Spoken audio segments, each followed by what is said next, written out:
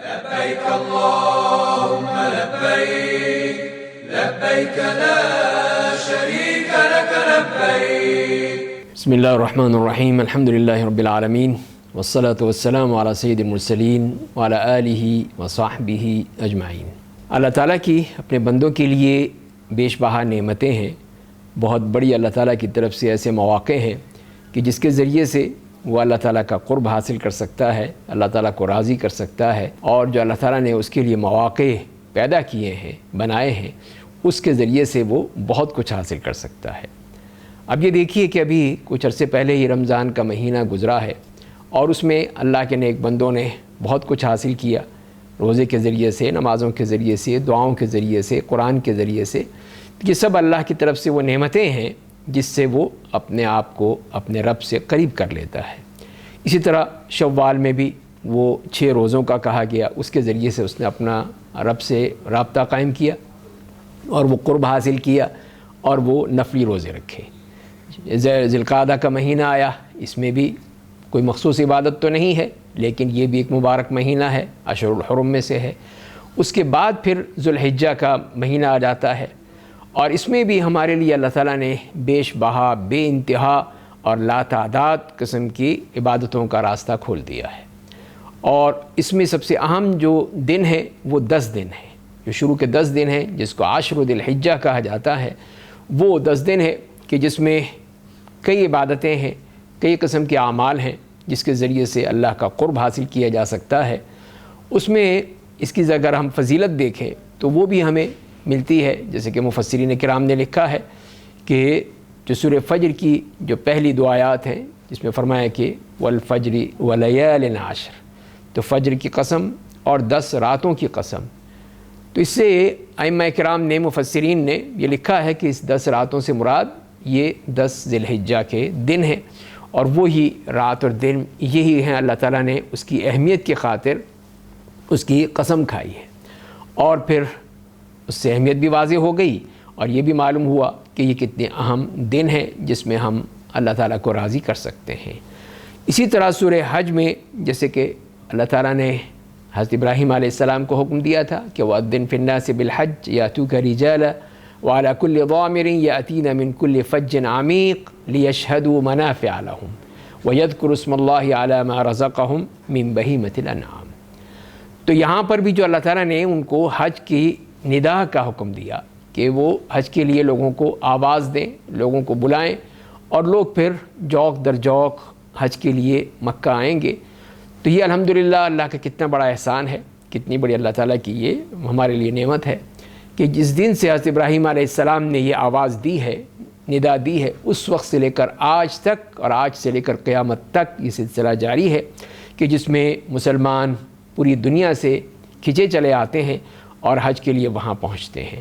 تو ان کے لیے فرمایا کہ لیشہدوا منافع لہم، کہ وہ اللہ نے ان کے لیے جو وہاں پر منافع رکھے ہیں، فائدے کی چیزیں رکھی ہیں، نفع بخش امور رکھے ہیں، اس سے فائدہ اٹھائیں. اور پھر اس کے ساتھ ساتھ یہ بھی فرما دیا کہ وَيَذْكُرُوا اسْمَ اللَّهِ فِي أَيَّامٍ مَّعْلُومَاتٍ، کہ ان معلوم دنوں میں اللہ کا ذکر کریں.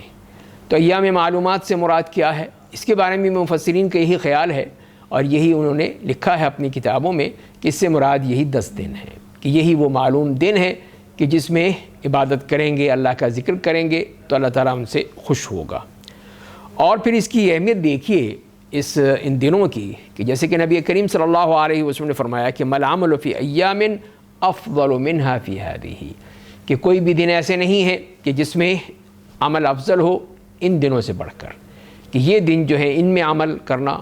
جو بھی عمل کیا جائے وہ بہت افضل ہے، بہت اللہ کے ہاں جگہ پاتا ہے. تو صحابہ نے پوچھا کہ جہاد میں اگر کوئی نکلے کیا وہ بھی؟ تو آپ نے فرمایا کہ ہاں وہ بھی جہاد سے بھی بڑھ کر ہے، سوائے اس شخص کے جو اپنی جان اور مال لے کر نکلا اور پھر نہ جان آئی نہ مال واپس آیا، سب اللہ کی راہ میں قربان ہو گیا، تو اس کا تو مقام ہی کچھ اور ہے. لیکن اس کے علاوہ باقی جتنے بھی اعمال ہیں اس کے ذریعے ہمیں یہ بتایا گیا کہ یہ عمل ان دنوں میں جو کیے جاتے ہیں وہ بہت ہی افضل ہیں، بڑے اونچا مقام پانے والے ہیں. اور اس میں تو یہ سوال پیدا ہوتا ہے کہ اس کو اتنی ترجیح کیوں دی گئی، کیا وجہ ہے کہ اتنی ترجیح دی گئی اور اتنی اس کے لیے اہمیت بتائی گئی؟ تو اس میں جو تمام قسم کی عبادات شامل ہو جاتی ہیں۔ پہلی بات تو جیسے کہ نماز ہے، نماز تو پڑھتے ہی ہیں، لیکن اس میں نمازیں بھی شامل ہو گئی ہیں، روزہ بھی شامل ہو گیا ہے کہ جیسے کہ نبی کریم صلی اللہ علیہ وسلم ذی الحج کے 9 دنوں کی روزہ رکھا کرتے تھے۔ اگر کوئی 9 دن نہیں رکھ سکتا، کم از کم 9 ذی الحج کا روزہ تو رکھ سکتا ہے، جو یوم عرفہ ہے، اس دن کا روزہ رکھنا مسنون ہے، نفل ہے۔ تو اس طرح یہ عبادت بھی اس میں شامل ہو گئی۔ تیسری چیز اس میں شامل ہوتی ہے، وہ اگر کوئی حج یا عمرے کے لیے جاتا ہے تو وہ بھی ایک بہت بڑی عبادت ہے جو انہی دنوں میں ادا کی جاتی ہے، خاص طور پہ حج کہ جو کہ 9 ذی الحج کو یوم عرفہ ہے اور 10 ذی الحج کو یوم النحر ہے، اس کو یوم الحج الاکبر کہا گیا ہے، تو وہ دن ہے وہ بھی اسی میں شامل ہو جاتا ہے۔ اس کے ساتھ ساتھ پھر صدقات و خیرات ہیں، ان کی بھی ہے۔ پھر اسی میں انہی دنوں میں قربانی بھی آ جاتی ہے کہ جس میں ہر مسلمان اپنی استطاعت کے مطابق اللہ کی راہ میں وہ جانور قربان کرتا ہے، اپنا مال لگاتا ہے اس میں، تو یہ بھی ایک وہ عبادت ہے جو کہ اسی میں آتی ہے۔ تو اس طرح آپ دیکھیں کہ کس طرح کی انواع اور گوناگوں جو عبادات ہیں وہ سب کی سب اس میں شامل ہیں ایام میں۔ تو یہی وجہ ہے کہ اس کو اتنی اہمیت دی گئی، اور اسی لیے پھر اس کو ایک حدیث میں بھی آتا ہے کہ افضل ایام الدنیا العشر، کہ دنیا کے ایام میں سب سے جو افضل ایام ہیں یہی 10 دن ہیں، یہ 10 دن ہی۔ تو اسی کی فضیلت جیسے میں نے عرض کیا وہ اسی لیے اتنی بتا دی گئی ہے کہ یہ وہ دن ہے کہ جس کی فضیلت اور جس کی عظمت خود نبی کریم صلی اللہ علیہ وسلم نے بھی بتا دی ہے۔ اور اسی طرح جیسے ابھی میں نے عرض کیا کہ اس میں یوم عرفہ ہے، 9 ذی الحج کو یوم عرفہ ہوتا ہے، جس میں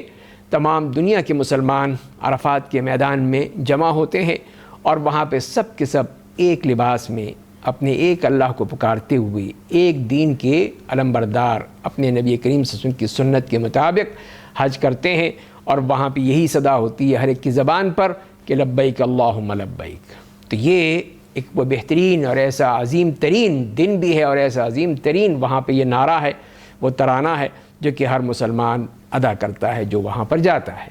اور اس کی ایک اور جو فضیلت ہمیں نظر آتی ہے وہ یہ ہے کہ یہ وہ دن ہے کہ جس دن یہ دین مکمل ہو گیا۔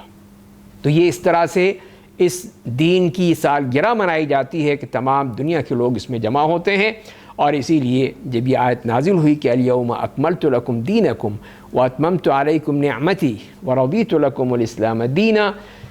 تو یہود نے کہا کہ اگر یہ آیت ہمارے ہاں نازل ہوتی تو ہم اس کو اپنے لیے عید کا دن بنا لیتے۔ تو حضرت عمر بن خطاب رضی اللہ تعالیٰ عنہ نے کہا کہ مجھے معلوم ہے کہ یہ آیت کہاں نازل ہوئی تھی اور کس وقت نازل ہوئی تھی، تو یہ آیت عرفات کے مقام پر 9 ذی الحج کو نبی کریم صلی اللہ علیہ وسلم پر نازل ہوئی تھی۔ تو لہذا پھر یہی وہ دن ہے جس دن یہ قرآن بھی مکمل ہوا اور یہ شریعت بھی مکمل ہو گئی، یہ دین بھی مکمل ہو گیا، اور اس طرح اللہ تعالیٰ کی یہ نعمت یہ اپنے کمال تک پہنچ گئی۔ تو لہذا یہ کتنا بڑا دن ہے، کتنی اہمیت ہے، اور پھر وہاں پر اللہ تعالیٰ پھر اپنے بندوں کی عبادات کو دیکھ کر ان کی اس ریاضت کو، ان کی محنت کو، ان کی اس حالت کو کہ وہ غبار آلود سر سے ننگے 2 کپڑوں میں ملبوس وہاں موجود ہوتے ہیں اور اپنے رب کے سامنے گڑ گڑا کر رو رو کر دعائیں مانگتے ہیں، تو اللہ تعالیٰ پوچھتے ہیں فرشتوں سے کہ میرے بندے کیا چاہتے ہیں، اور پھر اللہ تعالیٰ یہی ان کو گواہ بنا کر کہتے ہیں کہ گواہ رہنا میں نے اپنے تمام بندوں کو معاف کر دیا، سب کے گناہ معاف کر دیے، سب کو میں نے بخش دیا۔ تو یہ اتنا عظیم دن، اور اسی دن وہ دعا بھی آپ نے سکھائی، اور یہ بھی بتایا کہ کس طرح اللہ تعالیٰ اپنے بندوں کو وہ تمام نعمتیں عطا فرماتے ہیں۔ تو یہی وہ دن ہے۔ اور اس کے بعد پھر وہ 10 ذی الحج کا دن بھی آ جاتا ہے جو بھی انہی دنوں میں شامل ہے، اور وہ ہے یوم الحج الاکبر بھی کہا گیا، یوم النحر بھی کہا گیا، اور اس کے بارے میں بھی آپ صلی اللہ علیہ وسلم نے فرمایا کہ ان اعظم الایام عند اللہ تبارک و تعالی یوم النحر ثم یوم القر، کہ سب سے عظیم دنوں میں جو دن ہیں ان میں یہ یوم النحر کا دن بھی ہے، اور اس کے بعد یوم القر یعنی کہ بعد کے دن آتے ہیں 11 اور 12 ذی الحج کے۔ تو یہ دن بھی اس میں ہے کہ یہ یوم الحج الاکبر کہا گیا اس میں، کہ اس میں حاجی کے لیے کئی کام کرنے ہوتے ہیں، کہ جب وہ مزدلفہ سے واپس آتا ہے، منی آتا ہے، تو وہ کنکریاں مارتا ہے،